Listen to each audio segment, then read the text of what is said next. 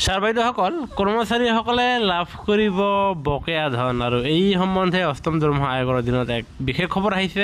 সেয়েহে ভিডিঅ'টো সম্পূৰ্ণ চাব।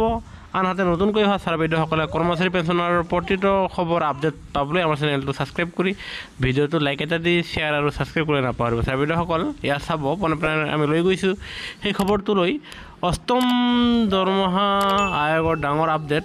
অচিৰেই চৰকাৰে ল'ব গুৰুত্বপূৰ্ণ সিদ্ধান্ত। চৰকাৰী কৰ্মচাৰীৰ দৰমহা যথেষ্ট পৰিমাণে বৃদ্ধি পাব। হয় ছাৰ বাইদেউসকল, কেন্দ্ৰীয় চৰকাৰৰ কৰ্মচাৰীসকলে অষ্টম দৰমহা আয়োগ সন্দৰ্ভত অধিক আগ্ৰহেৰে অপেক্ষা কৰি আছে। কেন্দ্ৰীয় চৰকাৰৰ কৰ্মচাৰী আৰু পেঞ্চনাৰসকলৰ মাজত চৰ্চা চলিছে, কেতিয়া বৃদ্ধি হ'ব দৰমহা আৰু পেঞ্চন।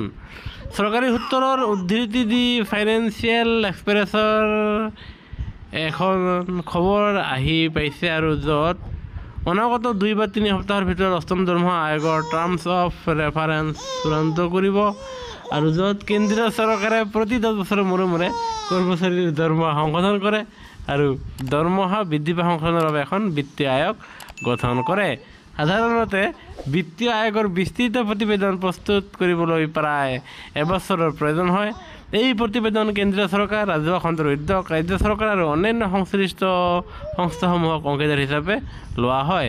শেহতীয়া খবৰ অনুসৰি 2026 চনৰ মাজভাগত অষ্টম দৰমহা আয়োগৰ প্ৰতিবেদন প্ৰদান কৰিব আৰু হয়তো 2026 চনৰ জানুৱাৰীত অষ্টম দৰমহা আয়োগ কাৰ্যকৰী হ'ব। অৱশ্যে কৰ্মচাৰীসকলক বকেয়া ধন প্ৰদান কৰা হ'ব, কিন্তু যি দেখা গৈছে যে কমিটি অতি শীঘ্ৰে এয়া প্ৰস্তুত হোৱাটো দেখা দিয়া নাই। তেনে ক্ষেত্ৰত এৰিয়াৰ ধন ঠিকেই লাভ কৰিব, বকেয়া ধন, কিন্তু আপোনালোকে 2026ৰ শেষৰ ভাগতহে এয়া অষ্টম দৰমহা আয়োগ আপোনালোকৰ লাগু হ'ব।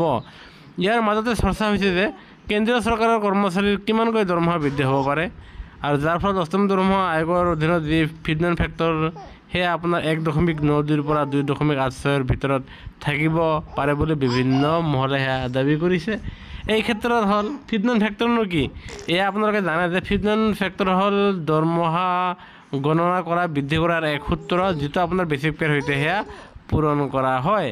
সপ্তম দৰমহা আয়োগত ব্যৱহৃত ফিটমেণ্ট ফেক্টৰ আছিল 2.57। গতিকে ষষ্ঠ দৰমহা আয়োগৰ অধীনত যদি কোনো লোকৰ মৌলিক দৰমহা 10,000 টকা আছিল, তেনেহ'লে সেয়া সপ্তম দৰমহা আয়োগত 25,700 টকা হৈছিলগৈ। যিহেতু এইবাৰ 2.86 ফিটমেণ্ট ফেক্টৰ কৰাৰ কাৰণে দাবী জনাইছে, যদিহে 2.86 ফিটমেণ্ট ফেক্টৰ কৰে, তেনেহ'লে যদিহে কোনোবাৰ বৰ্তমান 20,000 টকা বেছিক পে হয়, তেনেহ'লে সেই কৰ্মচাৰীজনে পোনে পোনে 57,000 টকা লাভ কৰিব। তেনে ক্ষেত্ৰত কৰ্মচাৰীসকলে যথেষ্ট পৰিমাণে উপকৃত হ'ব। সেয়েহে অষ্টম দৰমহা আয়োগৰ কৰ্মচাৰীসকলে বেছিক পে লাভ কৰিব।